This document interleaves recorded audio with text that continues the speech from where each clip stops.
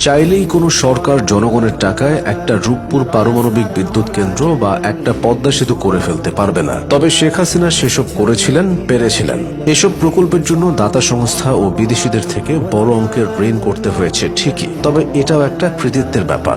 যে কোনো সরকার চাইলেই মোটা অঙ্কের ঋণ নেওয়ার বিলাসিতা করতে পারবে না, সেজন্য দরকার হবে সরকারের শক্তপোক্ত অবস্থানের। শেখ হাসিনা ঋণ নিয়েছেন, আবার দেশের টাকাতেও মেগা প্রজেক্ট বাস্তবায়ন করেছেন। যখন যা প্রয়োজন তখন তাই করেছেন। তার কাজে ছিল সবকিছুর সংমিশ্রণ। তার এই সাফল্যের নেপথ্যে ছিল সুদূর প্রসারী অর্থনৈতিক পরিকল্পনা, দৃঢ় রাজনৈতিক সদিচ্ছা এবং আন্তর্জাতিক দাতা সংস্থা ও বন্ধুপ্রতিম দেশগুলোর সাথে এক বিশেষ ধরনের কৌশলগত সম্পর্ক। শেখ হাসিনার বড় প্রকল্প বাস্তবায়নের প্রথম এবং প্রধান হাতিয়ার ছিল ইকোনমিক ডিপ্লোম্যাসি বা অর্থনৈতিক কূটনীতি। বাংলাদেশের ইতিহাসে অন্য কোন সরকার আন্তর্জাতিক অঙ্গনে এত বড় পরিসরে দ্বিপাক্ষিক ও বহুপাক্ষিক সম্পর্ক উন্নয়ন করতে পারেনি। শেখ হাসিনা এটাও বুঝতে পেরেছিলেন যে শুধুমাত্র উন্নয়ন সহযোগী যেমন বিশ্বব্যাংক বা IMF এর উপর নির্ভর করে বড় প্রকল্প শেষ করা সম্ভব নয়। তাই তিনি বৈচিত্র্য নিয়ে এসেছিলেন।